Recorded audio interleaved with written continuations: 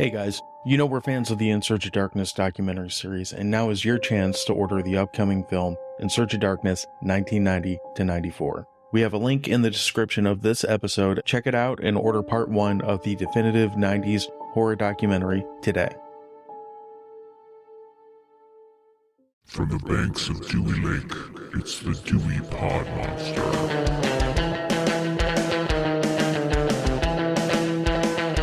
Horror Week 2023. Alright, I guess I'll just get right to it. So welcome back, my name is John, and this is the Dewey Pod Monster Podcast. This is the original and weekly podcast about consumption. With me this week is the host of the Dewey Pod Monster Podcast, and his name is Sean. Sean, how are you doing this evening? Hey, I'm having a better time than Melvin is.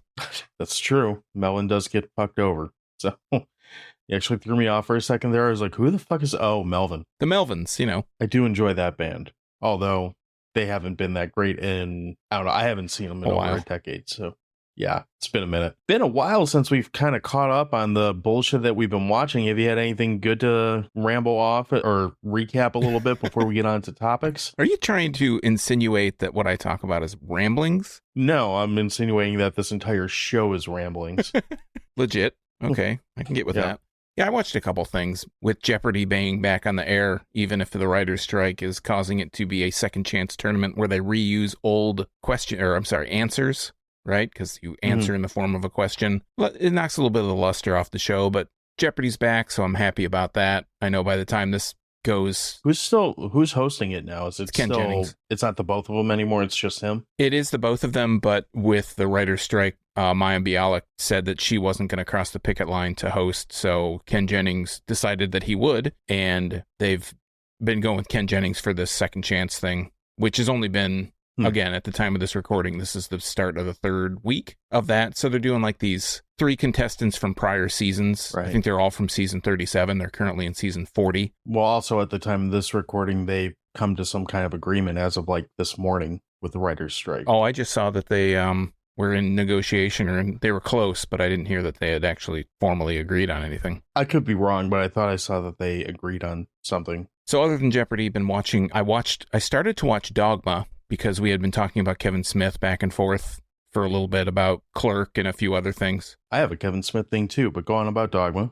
I didn't finish it because it didn't hold my interest at all. I think I got to the part where there's a scene where they're all on a train. Does that sound familiar? They're on a train. Yeah. It's Loki and Bartleby. That's early in the movie, isn't it? I think it's like an hour in, and that's Matt Damon and Ben Affleck with Chris Rock and Linda Fiorentino and Jay and Silent Bob. I like how I mentioned the other actors' names, and Jay and Silent Bob are just Jay and Silent Bob, but I don't know. I don't know if it's how wordy the whole thing is, if it's the delivery of the way that Kevin Smith writes or something about it. I haven't even gotten to where George Carlin says anything but the first opening speech, I think, and I think I'm good. I don't really feel the need to watch any more of that. That for a long time was my favorite of his movies. I haven't watched it in God knows how long, but I have a light Catholic upbringing, so I find a lot of things I can relate to in that movie. But I think more so I like the underlying message of just don't be a prick, which is kind of what he's going at as far as his religious shtick in that. But yeah, I wouldn't be shocked at all if I watched it now and would be like, God, this has not aged well. Yeah, I think that's probably what it is. I think I was kind of excited to watch it before, like years and years and years ago, and now I had just never seen it. So I decided I'd go back and kind of fill in that gap, and I feel like wasn't missing anything. Maybe I'll finish it. I don't know. I don't know. Still another hour. I also watched a 1972 documentary called Marjoe, and it's about a guy named Marjoe Gortner, who was a 6-year-old child tent revivalist preacher in the South, like in the, I don't know, 50s or 60s or something, early 60s. It's a 1972 doc, so it's pretty old. And it's, I don't know, going along that, I didn't even plan, this isn't like a religious thing. I wasn't planning on doing this religious talk or this religious theme on these movies, but he basically lets this documentary crew follow him, and he's still practicing as this preacher, even though he's like in his mid-20s at this point. So he's been doing it for years, a couple decades, right? And they show how he's basically saying he's just in it for the money. There are scenes where they're winking, they're doing their shtick up in front of everybody, and the people are passing the money in and they're like joking to the side. It's all access behind the scenes. Nobody knew that this documentary was being made about what it was being made about. They just thought they were profiling this guy, this preacher, this child prodigy preacher. But Marjoe kind of goes to tell how his whole thing, at least, not the whole thing, but his whole thing is just kind of like this con job. And he's having a change of heart, I guess. That's a good way to put it. So it was really interesting. It was originally released on VHS, and I think what I watched must have been some VHS rip of it or something, but it really started, I guess the VHS copies, obviously over time they start deteriorating. This is a super old movie, so it has been released on DVD. The other thing that I watched and maybe could fall into the to-be recommendation, but not really, is a movie called Delivery Boys, and I didn't finish that one either, but I got through some of it. And it's a movie it's a 1982 movie or something about breakdancers in New York City who happen to be pizza delivery boys, and they're trying to enter a breakdancing competition to win $10K. And the acting and the accents are just insufferable. These are... What's this called again? Delivery Boys. And the big star of this movie is Mario Van Peebles, who plays this Jamaican voodoo gangster guy. And yeah, I couldn't even make it through it. It was so bad, but it wasn't bad. It was bad. It's good, but I just got tired. I was like, I can't finish this. It was one of those things. I wrote down the name, so it could become a to-be recommendation, and it could sound like it could slide into Crummy Movie March too. So yeah, I mean, I think it's only an hour and a half, so it definitely fits in that Crummy Movie March template, that mold. Sure. But yeah, other than that, anything else? Watched a deep fake, I guess, of Gary Busey talking about buttered sausage that I'll link in the show notes. Man, that thing is all over the fucking place. And I mean, on the one hand, I kind of like that Gary Busey is infecting the internet like this ultra virus that somehow relates to buttered sausage. On the other hand, I'm over it. So let me ask you, you've clearly seen it, and there's a bunch of parodies where it's people that look like a bunch of different people are interviewing him. The AI generated shit that's come out with that as prompts is equally amazing, terrifying, and ad nauseum. It's just and aggravating. It's all over the fucking same place. Time. Yeah. So it's confirmed. Old guy here. It's confirmed deepfake. It's not. This isn't an authentic thing. Okay. I didn't think it was. I wouldn't think so, because the way that it animates. I haven't researched it, but I didn't. Yeah, same. Obviously, I just watched the clip and I was like, the background doesn't move. The face moves inside the background. It was just him. Well, it was like the template of him. Not just that. I don't even know how old Gary Busey is right now, but I don't see Gary Busey picking up a phone or camera or whatever is around his likely, I don't know, trailer or whatever he's living in now and recording anything about anything. Yeah. He just ran into some car a couple weeks ago and the lady filmed it. Sir, you hit my car. I found that to be more entertaining than the buttered sausage. Yeah. I need your insurance information. I'm a private citizen, Geico or whatever his thing was. Yeah. But yeah, that's the gist of what I've been watching. So I kind of have a couple things that relate to your stuff that you were watching as far as synergy. Kevin Smith shit. Yeah. I did watch that documentary Clerk, and I found myself multiple times going, is this thing fucking over yet? It's only like an hour and 50 minutes. It's basically a 2-hour documentary. But for better or worse, Kevin Smith is so upfront about every fucking aspect of his life that I didn't really feel like this documentary was in any way necessary unless you just have been like, if this is your first day saying, who is Kevin Smith? Sure, this is a 2-hour way that's going to break it down. Again, more than you need. But as someone who's been aware of and followed his career for better or worse, you all right? Yeah, more than you need. More than you need, yeah. Got me. Anyway, as someone who's been aware of and essentially followed his career, I don't need to hear the story of how he made Clerks again, how Mallrats failed, all this shit. I'm like, we've heard all this. Like, you are not giving any new information in this documentary at all. So, yeah, by like an hour and a half, I spent a lot of time like, why the fuck is this still going? Do I really need behind the scenes of yoga hosers? I don't think I do. That type of shit. I did find some of it interesting that they had footage of it, of some of the stuff in the background, but And it was interesting, like you said, if you're not somebody who's into Kevin Smith, you don't really know much about him, and you're like, oh, what, this guy, I saw Clerks, I saw Mallrats, what's this guy up to? Because I think a lot of his recent stuff, I don't even know what the last thing he did was. It would have been not Yoga Hosers. It was Clerks 3. That was the last thing he did. Yeah, Clerks 3. You might be like, if you're not looking into that, you probably don't even know there's a Clerks 3. So you might be, what's that guy into? And I think the first half of it's decent, and then when it gets into I know that when we talked about it last time, we were like, heart attack, and you're like, he talked about his heart attack? No way. That part when he just starts blowing himself for the rest of the movie, and he didn't even make the thing, it was like, yeah, okay, guy. I mean, I think after Red State, and this is parallel to his career to an extent, after Red State, it gets dramatically less interesting, because at least Red State and earlier, we'll just throw out the debate as to which movies are good, which aren't of his stuff.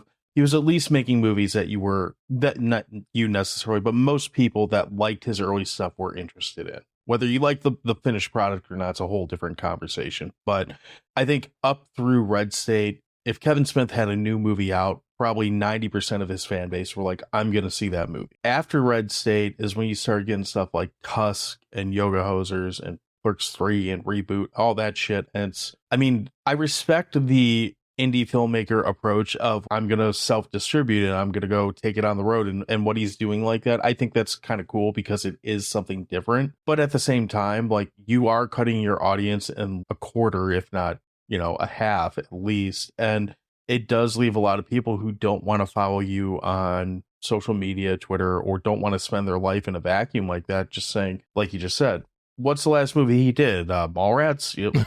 No. So, again, if you're like totally blind to the subject of Kevin Smith, it's informative. But if you are not, it just felt like something that could have been like a 20-minute YouTube video. Instead, it's a 2-hour documentary. But whatever. As far as like old documentaries go, I don't remember what year this came out. I guess I could look it up. I'm not gonna.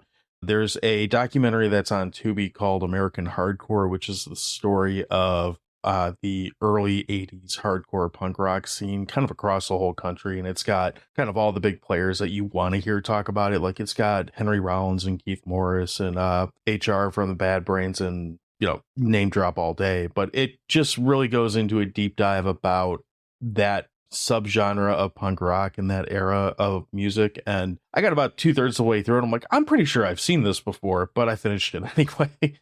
Going off of the Tubi recommendations, when this comes out, it will be a few weeks back, so you can still go find the video on YouTube or Instagram or wherever you want to find it. But I rewatched the movie SLC Punk, which is a Matthew Lillard and Michael Gorgon movie, which it's got quite the cult following. And watching it this time, I don't remember it being so much of a coming of age story as it is. Like, I remember it being a lot more of like a mid 90s, like, in the 90s, there were a lot of like indie movies that weren't necessarily any one specific genre. They just kind of threw a bunch of shit into a film, and some of it worked, some of it didn't. I remembered it being more of that before this viewing on it. And this time I'm like, no, this is just a coming of age story with blue hair, but it's a well done coming of age story with blue hair. I saw it years ago, and I don't know if I even saw the whole thing, but I think when I heard about it and what I was expecting is kind of what you mentioned that you thought it was. But when I watched it, I was like, oh, this is a pretty decent movie. Like, I've never gone back and watched the whole thing. I think I caught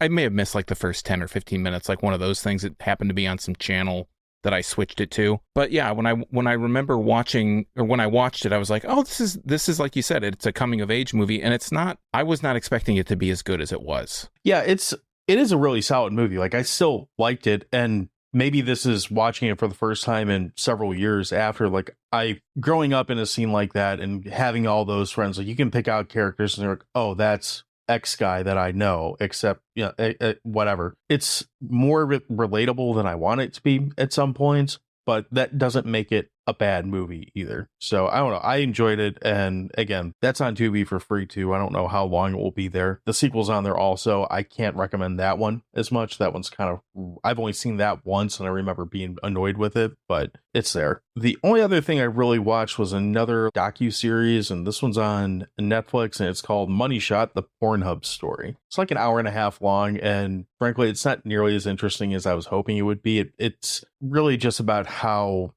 Pornhub Pornhub was smart enough to advertise like and be very blunt about the fact that we're a porn site, and then all their legal problems that they had basically from what 2020-ish till now, essentially. Right? I don't remember exactly what it was, but it wasn't nearly as salacious as I had maybe hoped for. It doesn't really. I mean, if you go into it expecting to see a bunch of porn that like disguised as a documentary, it's definitely not that.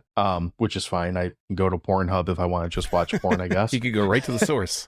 Right. But at the same time, like there's nothing in it that's so interesting that if you hear about stories like of other gigantic companies, like how Nike got started, like the early days of Nike before Jordan and all that, like they're really interesting and fascinating to hear what they were doing to grow the company and all that. And this just, maybe it was just me, but it didn't have that fascination or like that real, I guess grassroots like interest that made it anything more than just like, everyone likes porn, look at this porn, we're all over the place. Porn. Yeah, but that's still available, and that's, free if you have Netflix, so I guess you could watch that.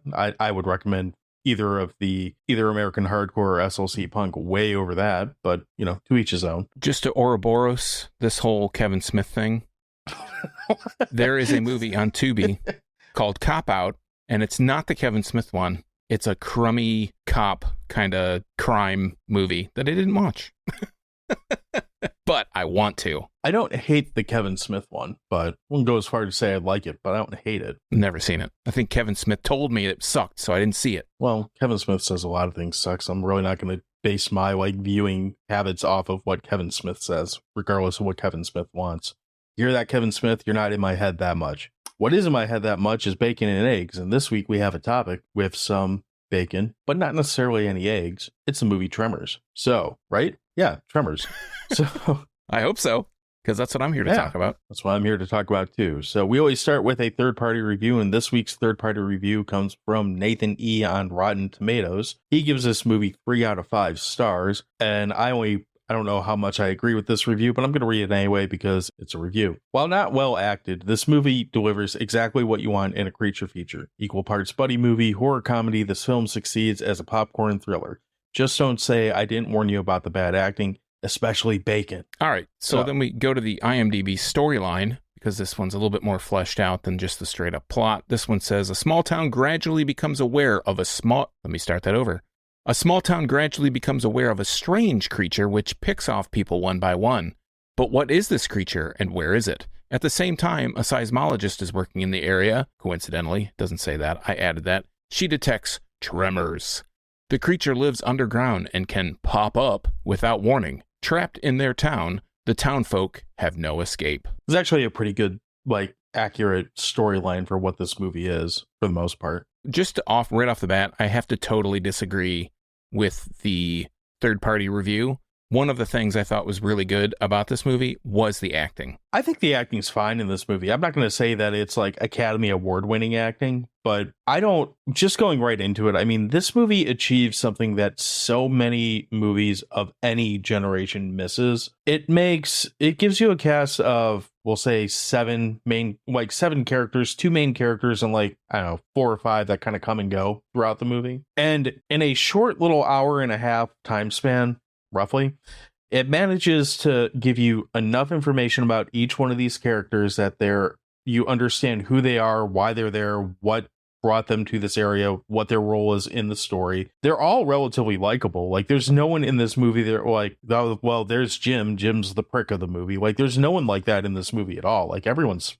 fine as far as their character is concerned. And I mean, it's a little kind of early 90s cheesy to begin with, especially with some of the dialogue choices. It's actually one of the things I really like about this movie is there is so much dialogue in this movie that it leads to some really funny conversations and one-liners. It's I don't know if I'm assuming there was a script, but it feels a lot like they're just keep talking, whatever's going on, just keep saying things. This is not a movie that's based on tension by any stretch. It's based on reaction, and that dialogue that's kind of forcing it really it makes it more fun, especially between Kevin Bacon and Fred Ward, the 2 lead characters in it. It really is this buddy horror comedy. in a lot of ways. It does have a lot of qualities of feeling almost to the point of being like ad-libbed, where, like you said, it feels like there is definitely a script, there's an outline. It has the way that the characters interact with each other, the way that they talk to each other, specifically Fred Ward and Kevin Bacon, aka Earl and Val, the way that they talk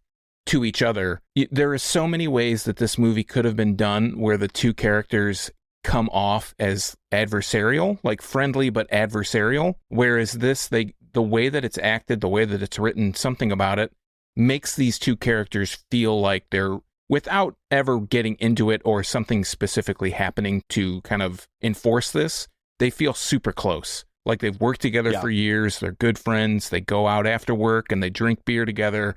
You know, they do stuff together after work, and we should mention, so the plot of the movie are these two guys are basically like ranch... They're like town handymen. Yeah, like ranch handymen. They're, in the beginning of the movie, they're like stringing barbed wire across fence posts and stuff. They do random jobs, and for some company, they don't really say who it is or who they're doing this work for, and they come across a girl, a young woman. I mean, she's like an adult, obviously. She's in her 20s. She's a college grad student, and she's a seismologist. She's the seismologist we mentioned. And she's studying the area because they've had all these, like, seismic things go off, and after years and years of nothing.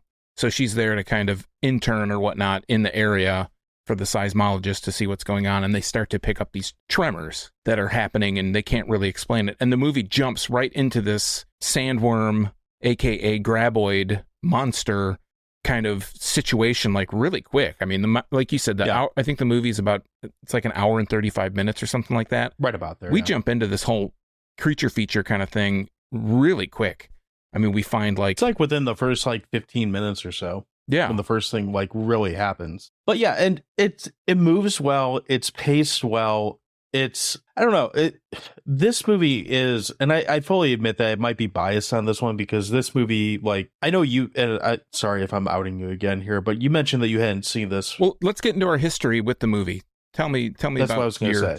Tell me about your history, and then I can introduce mine. Okay. So for me, this movie is, whoever sold the rights to this movie must have made a goddamn fortune, because this movie was on every cable station multiple times. Like, I don't have cable anymore. I know we've both kind of cut cords on that for a number of reasons, but I'd be willing to put down like $50 right now that if you went through the cable guide, at some point in the next 24 hours, Tremors would be on some channel. That's how often this movie was on. And I haven't had cable in about a year and a half now, and it was still playing on a really regular basis when I turned it off. So I found myself watching this one especially, but I think the first 4 of these movies on a somewhat regular basis, just because they were on. And I mean, like most franchises, it's kind of downhill after part 1, but the first one, it's calling it a popcorn movie is 100% fine. Like, I can be fully on board with that description, but it's the kind of movie that you could just turn on and kind of switch the brain off, enjoy, watch, and see some crazy shit happening. And I kind of fell in love with it as I don't know, probably a young teenager, and just kind of never stopped watching it because it was always available and always on to watch. And you know, this is coming from a pre-internet time where you only had so many options as to what you could put on, you know, short of having a gigantic media collection or going and spending money at the video store. And I think this movie was shown so often on cable TV, talking TBS, TNT, Sci-Fi, USA, all those kind of, you know, second run channels that didn't have a lot of original programming that would show movies, you know, over and over again. This movie was shown so much on cable TV that I don't know which part, but I feel like 3 or 4 or one of those was actually debuted, it premiered or whatever on some, probably Sci-Fi or something. Oh, I'm sure at least 2 or 3 of them did. Like, never released, was released to home video or DVD or whatever after the original run on TV. So for me, with that being said, I have never seen this movie. I know that it's 1990 and I'm into all these different crappy, shitty movies, and Tremors was just a thing. I think I remember seeing the trailer for this when it came out. I'm old enough to remember that, and thinking like, oh, I think Kevin Bacon had some kind of stink on him in my mind for some reason, maybe Footloose or something, which was years before. I agree with you on that. I had a Kevin Bacon phobia for a long time, and I don't really have a good reason why, or at least I can't think of what that reason is. I mean, same for me. Like I said, I'd seen Footloose several times, and maybe I just pigeonholed him into being this Ren, whatever his character's name was in Footloose. His last name, I have no idea. But I think he just had the stink on him, and I'm like, I'm not going to watch that movie. And I think similarly, Fred Ward, to me, he was in The Right Stuff. I think that's probably his high watermark of movies, of, his talent went, but he was in several movies. He was in Remo Williams and lots of, he's in a bunch of shit movies too. He just must have had some stink on him because I had seen him in some movie where he was in some shit movie, and I'm like, oh, this has to be some shit movie too. But yeah, I mean, I just never, I don't know how I avoided it for so long, considering it was on all the time. And I think the other thing is because the monster very much resembles like the sandworm from Dune and the worm from Beetlejuice. I just think in my head, I was like, oh, it's just a ripoff, being a dumb kid, think, oh, it's just some ripoff of those monsters in those movies. So I just never saw it. I mean, for fuck's sake, I saw Dune. Like, you see the David Lynch Dune and you don't see Tremors? Oh, because you think they copied it somehow? But whatever. But yeah, so this was really watching it this time was my first viewing. And I knew that Michael Gross was in it. I think it was impossible not to know that Michael Gross was in it. And I knew that Reba McEntire was in this. And I think and those are probably the bigger name people that were in this besides the two stars. But yeah, I mean, I knew of the movie, obviously, and I had seen that it was always on TV, but I just never watched it for whatever reason. No real good reason. Well, I mean, I get that. And I honestly felt like maybe it's because I lived in a house that, like, this is one of the few horror movies that my dad liked, so he would leave it on quite a bit too. So maybe it was just unavoidable. Doesn't sound like you had that experience with it. You obviously managed to avoid it, but no one in my house watched horror movies. Except for me. Oh, like, nobody. No. Yeah, no one did in my house either, except for the occasional, like, one-off. Like I said, I could probably rattle off the ones that my dad liked on one hand. It'd be Tremors, Jaws, and List. Short list. Yeah, like, he never really got into them. He thought they were dumb, which is the same man who was like, I don't really need a story. I just want some boobs and some explosions. I was like, you're saying horror movies are dumb? Like, right. They generally have those Both things. Of those things. So... Depending on what you watch. Right. But anyway, I digress. So, but yeah, I have a real soft spot for this movie, so I might come off as a little biased on it. And, I think if you watch a movie enough times, you might start to kind of, sounds stupid, but you might develop feelings for it one way or the other that you wouldn't get just off of a single viewing. So that could come into play with kind of how I think of this movie too. Yeah, I think if you watch something enough, you can definitely, like you said, it can make you like it more. Or you could sour on it really quick. And sure, there are several movies for me that I've watched. Generally, you don't go back and keep watching them if you sour on them. Yeah, but sometimes there's hate watches too. Like, oh, this is nostalgic hate. Like, I remember this movie being crap, so I'm going to watch it again. For me, like, if I think of a movie like The Crow, I've seen The Crow several times, but at this point, I don't have any desire to really ever go back and watch The Crow because I just, analytically thinking back on it, I don't think it's a good movie. So I wouldn't go back and watch it, but, that's just an example that I have of, it wouldn't be a hate watch, but I'd feel like, ugh, I don't want to watch that. To sidetrack on that, one, I agree with you. It's not a great movie. It's not a bad movie, but it's not a great movie. But they did so much that's not just bad, but terrible bad after it with that license that I fucking can't. Unless someone tells us to watch it, because we do take requests. So if you want to make us hate watch The Crow, let us know. Or Crow 2, or... Yeah. Which one has Edward Furlong in it? Is that 2? That might be just 3. Watch that one. Isn't there 3? I don't know. Anyways. I think there's like Tremors. 4 or 5 of... There's a bunch of Tremors. So one of the things I really like about this movie is this is kind of right at the beginning of like computer effects being a thing. And this movie went a long way to not... I'm sure there's some things that are a little bit of a computer effect in there, but this movie went a long way to do a lot of practical effects. And a big part of why this movie holds up, at least for me, is because, yes, it looks like a movie from 1990, but the practical effects, for the most part, still hold up pretty well in this movie. Even when you're seeing these gigantic, occasionally dick-looking penis worms coming out of the ground, or, random explosions and whatnot, it looks good. I mean, you're not watching it on a big screen. It's very, very well, like, there's no dark scenes in this. Like, everything's lit, so you're going to see just about everything. I can't really pick apart the effects in this movie all too much. if I remember right, this is Greg Nicotero did the effects on this. I'm trying to check that right now. But while I'm looking that up, do you have any opinion on that? I personally think the effects are amazing. Like, they're the only thing that I could point to as maybe not being so great. Some of the wormy effects at the beginning don't look 1,000% great, but they're definitely serviceable. Like when there's a scene where the worm, the graboid, busts through Michael Gross and Reba McEntire's basement wall, and they're shooting it with these guns and whatnot. It busts through the wall, and it's obviously a huge model. It looks great. They're shooting shots into it. He has an elephant gun that he eventually ends up killing it with, and it looks like they're actually shooting this thing. There could be somebody in it. I don't know how many puppeteers they had working on it. There is only one shot in this entire movie, and it is actually in that scene where it's like a matte shot where it's a background, and there's like a character, it's Michael Gross actually superimposed over it, a matte shot. If you're not familiar with a matte shot, it's generally like a painted background or some still shot, and they put, it's like a green screen, like a chroma key effect, and he's in front of it, and it's probably not even him. I think it's like a double, and he's yelling or something, and like, oh, okay, well, that's not great, but it's on the screen literally for maybe a second and a half.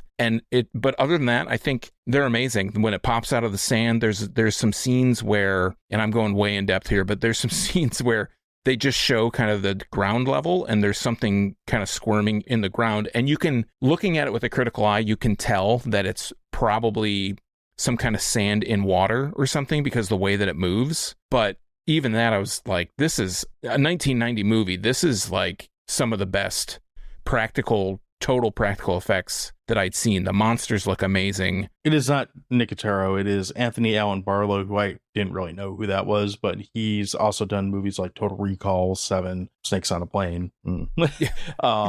He's got some good stuff, and he's got some. They're not all golds. Snakes on a Plane is definitely gold, but that's a different. Hey, it's up to you to make that. It's a different episode that we haven't got to that episode yet. But like you mentioned, anytime that you see these worms or these monsters that come up, it's not just a giant rubber suit. They look realistic enough and believable enough to be like, I live on Earth. I realize there's probably not giant sandworms going around trying to eat people, but this works for what we're trying to tell. And yeah, when they start getting to the point of like taking down buildings, going through like concrete floors and stuff like that, I can't call it scary because, like I said, I've seen this movie too many times. Like, nothing in this really comes off as scary to me, but it's really entertaining, and it's really captured really well. And like I said, the lighting in this movie is a big thing, that there is no hiding anything in any scene in this movie. Like, the darkest scene is just like they went inside for a couple minutes. Yeah, I mean, even there's shots where the worm is traveling underground, and they have this effect where it looks like a lot of the effects when it's the worm's perspective, quote unquote, it's like above ground, even though the thing's below ground, and it feeds off like sound essentially, or vibrations on the ground. And they show this thing moving, and there's some scenes where they show it underground, and it's like it's tunneling through dirt, like live as it's doing it. It's a pretty cool effect. The other thing is, kind of piggybacking off of what you said, there isn't really much tension in the movie. Again, me watching this one time, you watching it several times, and knowing what's coming up. There wasn't any time. Well, let me take that back. There are not scenes of horror. Like, it's not scary, but I feel like there is some tension. Like, you don't know, with a cast of this size, a lot of, we talk a lot about slasher movies, and they pick people off one by one and one by one, one. This movie, the cast is so large that you know that some of these people are expendable. They're not all going to make it to the end. Sure. But I feel like, me watching it a first time, you don't have an inkling of who those characters are. Like, all the people that are around, they don't all get, they don't all get picked off. But when they do, it's kind of like, oh, yeah, they got Miguel, or they got, whoever. And holy shit, how do they do that? There is tension there because you're constantly thinking about how they're going to escape this thing. Well, and that's basically what the movie is it's an hour and a half of verbal problem solving. It's like, okay, we tried to outrun it and it ran into a wall. That kind of worked, but didn't really work. It's not practical because if we run, like, oh, there's a big one now. So they decide they can't outrun it. They try to run away in the truck, and the thing like fucks up their axle or something like that. They're like, okay, now how do we, it's literally like every solution they have for it. I think my favorite is the like pole vaulting where they go from rock to rock. I'm like, yes, because pole vaulting is the most common of skills that like every person just happens to have. Professional pole vaulting. That's immediately something that you would think about. Yeah. With random convenient poles for said vaulting. But it is basically like a problem solving of like, okay, we're going to do X, and then Worm is going to disprove that theory X doesn't work by eating something, killing something, blowing something up, etc. And that's essentially what you're seeing through this whole movie is, scene through scene is problem arises. The problem centered around these tremors or these, they have a name for them. I forget what they tell you their name for them in the next movie. And it's, okay. Graboid. These graboids have like, they're the problem, and each scene is like, this is our solution for the problem. And then almost like clockwork, every time it's like, it starts to work. And then the graboid's like, fuck that. That's not going to work. But it's still entertaining through the whole thing. And the element that I really enjoy about the movie and about the monsters themselves is that they do start to learn how to avoid being killed or being tricked. Yeah. That's written into the script. It's not, I'm not going to say there's no plot holes in this movie and that it's infallible. No, God, no. But it has a lot of those elements like that. Oh, let's do this to them. And there's only like 4 or 5, I think, in the entire movie. I think there's actually 4. I think there's 3 big ones and then a bunch of smaller ones. But they try to, they'll try to trick it or they'll try to do this to it. And they'll learn after one of them gets taken out. So then it's the final kind of conclusion is it's a total throwback to something that's foreshadowed earlier in the movie, which is great because then you don't feel like they just made the shit up as they went along. It's like, oh no, I remember the first one rams its head into this cement. It's like it's like trench. It's like a drainage trench or whatever. And then they remember that at the end, and that's how they foil the last one, as it like shoots itself off of a cliff. And again, we get to see the effect at the end of it kind of splattering or kind of crunching as it falls straight down this cliff face. And it's all I would have loved to have been like, it probably exists, but I'm sure the onset of them throwing this presumably massive like rubber worm thing off of a cliff. I imagine that would have been an entertaining day to watch some shit. Like, it could be small. It could be, and that wouldn't be as fun. Like that's probably what they did. They probably just did it all to scale, and that's boring. I like the idea of them taking some like 30-foot slug and throwing it off a cliff and just saying, "All right, we're doing this once.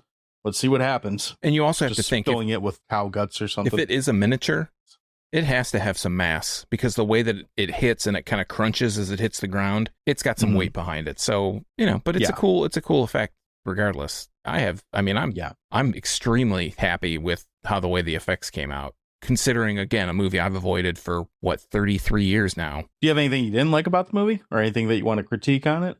Honestly, this isn't a perfect movie. When we get to hot dogs, this isn't going to be like my only ever 11 out of 11, but I really don't like. I really like the way that the characters are written. I really like the script. Again, going against what our third-party reviewer said, I actually wrote a note in my notes that I'm number one really impressed with how the monster looks, but I was really enjoying the humor of it all.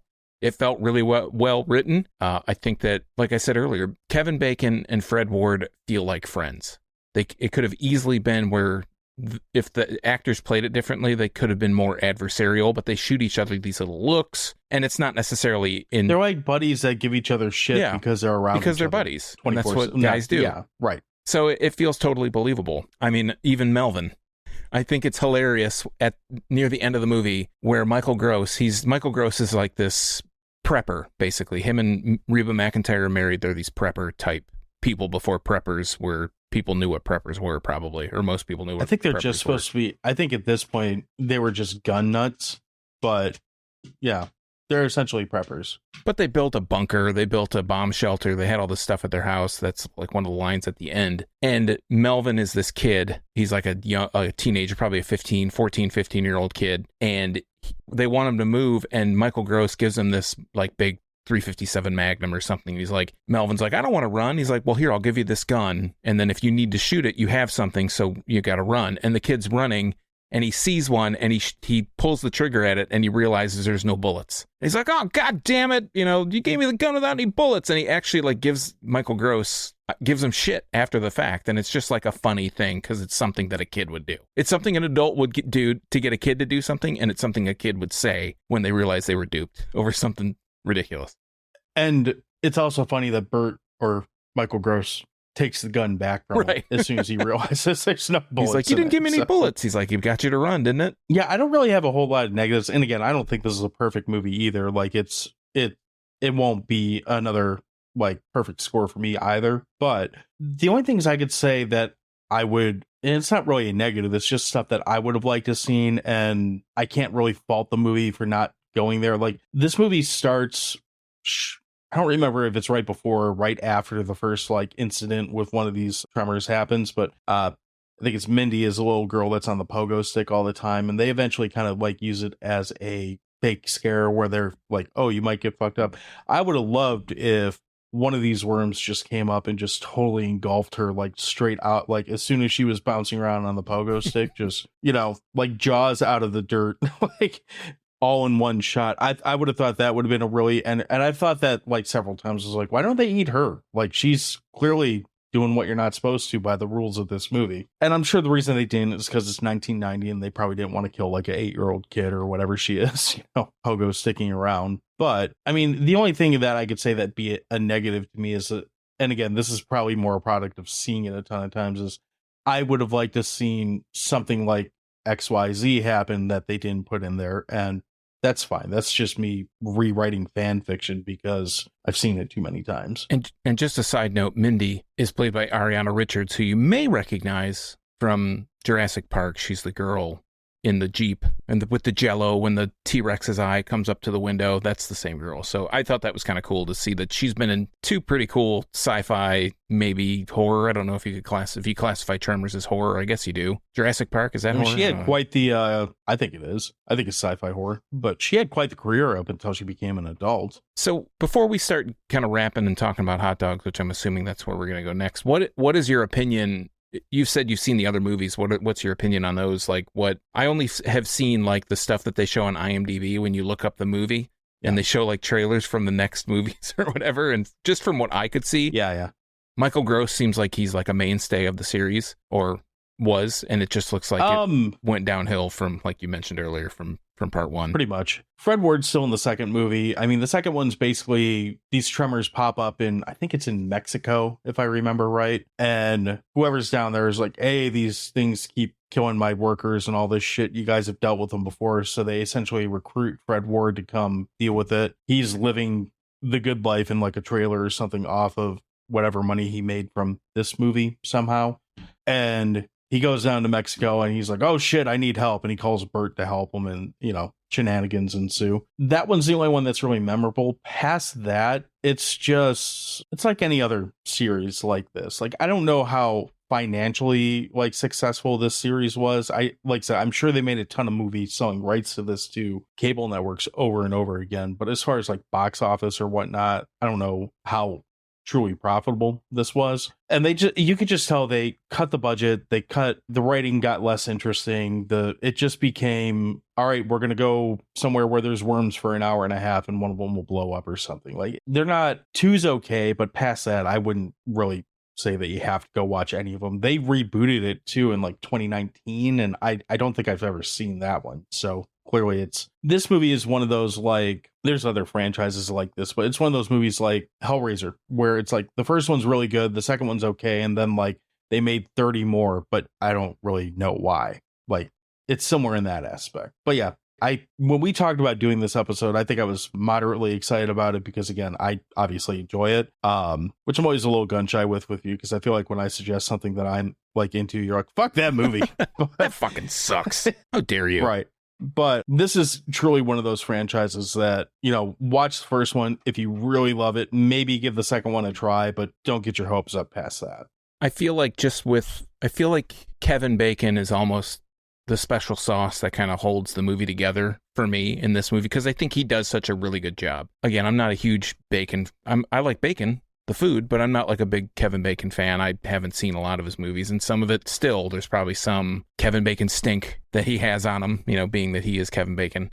But this one is, I think that he's first billed, he's top billed in this movie. He's the biggest star that's in this, but he brings something to it. There's like a playfulness to it or humor that he adds to it. And again, with Fred Ward being a really good counterpart for that, I just don't know if I could watch one of the movies. I'll probably give two a shot, but I feel like it's almost behind the 8 ball without him immediately for me. Yeah, it is. Well, why don't we roll that right into hot dogs then? So, okay. You want to go ahead and start? Yeah, I'm going to be pretty short and sweet, which I generally am not, but I got to say Tremors, for me, mentioning it, 33 years never seeing it, it was a huge blind spot in my kind of horror movie viewing, but I'm really glad that you recommended that we watched it or suggest that we watch this one. I've really enjoyed the special effects, as I've pretty much, raved about during this episode. I love the script. I thought that the acting was really good. Again, counter to what the third-party reviewer says. And I honestly, after watching this, I feel like it's probably one of the better horror comedy movies out there. It had with a really strong script, and I gotta say, I think it rivals Shaun of the Dead as being one of those top-notch horror comedy kind of movies. And those are hard to find. When you find a good horror comedy movie, one that can mix the dialogue, the kind of looks that each of the characters give each other, and it's got some of those horror elements or good special effects, those are really tough to find. And, so I think for that reason, I'd give it 7 groundworms out of 10 out of 11 hot dogs. What the hell am I thinking? 10 hot dogs. The fuck? Yeah, what are you doing? This is just a really fun movie. This is, to me, the kind of movie that, unless you just don't like entertaining movies, like, I can feel like this is one of those movies you could recommend to damn near anyone.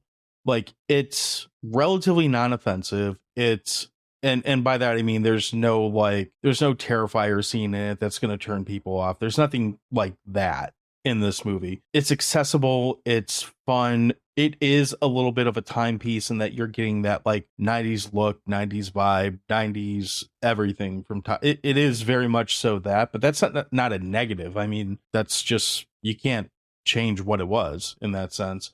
Like you said, the effects are great. It holds up. It still looks good right now, even watching it on like a small screen, which I never saw this in a theater, so I guess I can't compare it to that. Opinions about Kevin Bacon aside, like, he's good in this movie. This is one of his better leading roles for sure. And like, I think it almost defies genre in that, again, it's just one of those movies that unless you could just put on, make some popcorn and just enjoy it. It works. So I'm not going to babble too much more about it. I mean, I'd give it a solid 8 slimy sandworms out of 10 hot dogs. It's solid. Check it out. Find it wherever. I don't even know where this is on right now. We probably should mention that, but I'm sure you can get it on Amazon and Vudu and all those if you want to rent it. If it's available free, do you have that up right now? Yeah, actually, it's not currently available free anywhere. So you could probably, if you have cable, you could sit and watch sci-fi or look it up on your DVR and you could probably save it, but you can rent it for about $4 on all the major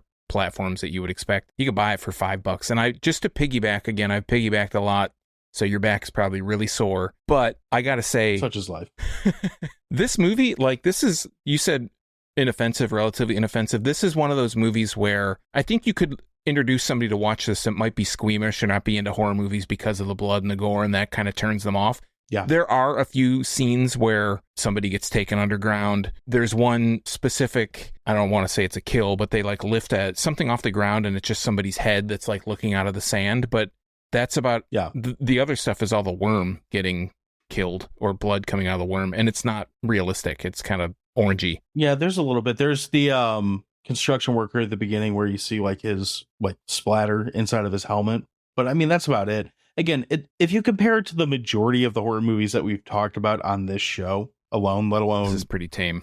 Yeah, and it's pretty tame, but it's not negative for it. Right. Like, you could say that, I can't think of one off the top of my head, but there's horror movies out there where, well, I can't actually. Scream 6 is a pretty tame horror movie, and it's a major negative for me, and again, I've said I'm not going to go into that till we get to that conversation, but this movie is tame, but it plays fine because it's worked so well around the scenery, the acting, the dialogue, everything just falls in so that it can be tame, keep something to your imagination, and not be so terrifying that it can't be enjoyed by the vast majority of people who just like movies. You know, if there is one negative, I'm looking at the poster here because I was looking at where you can get it online. The poster, the representation of the worm is pretty misleading because has like a humanoid kind of mouth with big teeth in it, and it doesn't really have that. I mean, it kind of has it, but it doesn't look anything like the monster looks for whatever reason. That's like, if that's your biggest knock, no, you're doing pretty good. Yeah, I'm aware of that, but I've never really cared. Yeah. So that being said, we had a question of the week, and we did not do good this week because we only got one response, but that's fine. We've gone long enough. We don't need a whole bunch of shit to read. So the question of the week this week was, what horror movie is the eggs to your Kevin Bacon? The only person who had the goddamn balls to respond was the You Run podcast, and they said Stir of Echoes or Hollow Man both have my mental bacon. I've not seen either of those in a really long time. Oh, I thought you were going to say at all. What? No, I've seen Stir. I've seen them both, but I mean, I think I saw them like first run, and I think that's the last time I saw them. So maybe they're both. Maybe we'll have a bacon tober or something. I don't know. But I don't know. We appreciate the response with that. So do you have an answer for this question? I'm not even sure I figured one out. I do. I would say Friday the 13th or Hollow Man's a really good one. Like, Kevin Bacon is surprisingly really good in horror movies. He can play that kind of, I don't know, menacing. I mean, in Friday the 13th, he's not menacing at all, but Hollow Man is, that's a pretty creeped out movie. That's a good choice. But I would say probably Friday the 13th or Hollow Man. Those are pretty top-notch horror movies. You know, maybe you've heard of them. I'm going to go the other route and say Footloose is the eggs to my Kevin Bacon. Because, God damn it, John Lithgow does not like dancing, and Kevin Bacon is going to dance anyway. And Chris Penn. It's just got to cut loose. I think that's all we got. We've gone on long enough here at this point. So going forward, if we do a question of the week with pretty much every episode, we haven't missed one in a while. So if you would like to have your question of the week or answer to the question, let's start that over. If you want your week of the question answered for the question of the week question. What he said. If you would like your answer read for the question of the week, you could follow us on any social media network. We are at Dewey Pod Monster. That includes X for the time being until they start charging for it, Facebook, Twitter, X's Twitter, Threads, whatever. If you can find us, if you're on a social network, just search us. We're probably on there at Dewey Pod Monster. You can also find all our previous episodes on any podcast platform or at crap.town. And Sean, fill me in. What did I forget? Where can we find you? All that good stuff. I think you covered most of it, but if you're into Michigan beer or Michigan beer exploits, travails, travels, etc., you can find me at youtube.drafttherapy.com, or you can follow me on the social medias at Draft Therapy. Oh, we have a YouTube channel too. You can follow us on there also. Sometimes we do these live. You can tell us how ugly we are or complain about whatever fart noises you hear in the background, all that good shit. Sometimes we do it live. Fuck it. Yeah, fuck it. That's it. So I'm wrapping it up here. Unless you got anything to add to overrule me, I think we're done. Yes. Nod of disapproval. We're moving on. We'll talk to you next week. Have a good one and watch something fucked up and spooky. Tell us about it. Cheers.